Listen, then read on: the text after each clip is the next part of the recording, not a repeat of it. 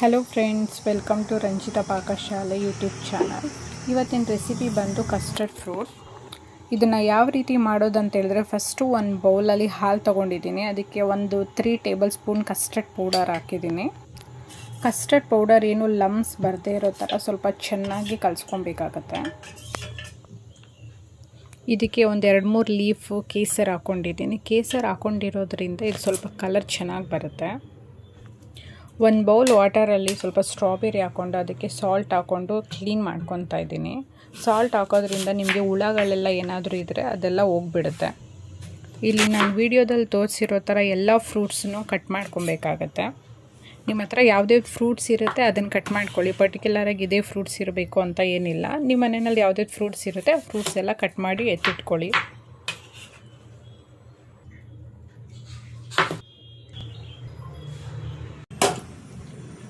ಇಲ್ಲಿ ನಾನು ಗ್ಯಾಸ್ ಮೇಲೆ ಒಂದು ನಾನ್ ಸ್ಟಿಕ್ ಪ್ಯಾನ್ ಇಟ್ಕೊಂಡಿದ್ದೀನಿ. ನಾನ್ ಸ್ಟಿಕ್ ಪ್ಯಾನಲ್ಲಿ ಒಂದು ಅರ್ಧ ಲೀಟ್ರು ಹಾಲು ತೊಗೊಂಡು ಹಾಲನ್ನ ಚೆನ್ನಾಗಿ ಕಾಯಿಸ್ಕೊಬೇಕಾಗತ್ತೆ. ಅದು ಸ್ವಲ್ಪ ಚೆನ್ನಾಗಿ ಕಾಯಿಸೋದ್ರಿಂದ ಹಸಿ ಸ್ಮೆಲ್ ಏನಿರುತ್ತೆ ಹಾಲಲ್ಲಿ ಅದೆಲ್ಲ ಹೋಗ್ಬಿಡುತ್ತೆ. ಇಲ್ಲೊಂದು ಅರ್ಧ ಕಪ್ ಶುಗರ್ ತೊಗೊಂಡಿದ್ದೀನಿ. ಅದಕ್ಕೆ ಒಂದು ಸ್ವಲ್ಪ ಏಲಕ್ಕಿ ಪುಡಿ ಮಿಕ್ಸ್ ಮಾಡಿ ಹಾಕ್ಕೊಂಡಿದ್ದೀನಿ. ಶುಗರೆಲ್ಲ ಸ್ವಲ್ಪ ಅದು ಕರಗಕ್ಕೆ ಬಿಡೋಣ ಒಂದು 2 ಮಿನಿಟ್ಸು.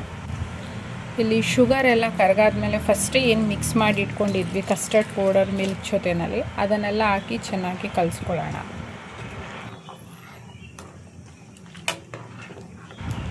ಇಲ್ಲಿ ಕಸ್ಟರ್ಡ್ ಪೌಡರ್ ಹಾಕಿರೋ ಮಿಲ್ಕ್ ಹಾಕಾದ್ಮೇಲೆ ಒಂದೆರಡು ಕುದಿಯೋದಕ್ಕೆ ಬಿಡೋಣ.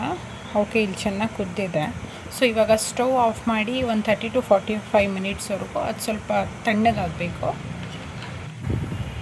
ಓಕೆ, ಇವಾಗ ಇದು ತಣ್ಣಗಾಗಿದೆ. ಇವಾಗ ನಾವು ಫಸ್ಟ್ ಏನು ಕಟ್ ಮಾಡ್ಕೊಂಡಿದ್ವಿ ಎಲ್ಲ ಥರ ಫ್ರೂಟ್ಸ್ ಹಾಕಿ ಮಿಕ್ಸ್ ಮಾಡ್ಕೊಳ್ಳೋಣ. Strawberry, banana, dragon fruit, kiwi fruit and papaya, pomegranate, apple ಏನು ಫ್ರೂಟ್ಸ್ ಇದೆ ಎಲ್ಲ ಹಾಕಿ ಮಿಕ್ಸ್ ಮಾಡ್ಕೊಳ್ಳೋಣ. ಓಕೆ, ಯಾರೆಲ್ಲ ನನ್ನ ವಿಡಿಯೋ ನೋಡಿದ್ದೀರಾ ಎಲ್ಲರಿಗೂ ಧನ್ಯವಾದಗಳು. Thank you so much for everyone. ಯಾರೆಲ್ಲ ಸಬ್ಸ್ಕ್ರೈಬ್ ಮಾಡಿಲ್ಲ ಸಬ್ಸ್ಕ್ರೈಬ್ ಮಾಡಿ, ಲೈಕ್ ಮಾಡಿ, ಶೇರ್ ಮಾಡಿ. ನೆಕ್ಸ್ಟ್ ಯಾವ ರೆಸಿಪಿ ಬೇಕಂತ ಕಮೆಂಟ್ ಮಾಡಿ ತಿಳಿಸಿ. Thank you.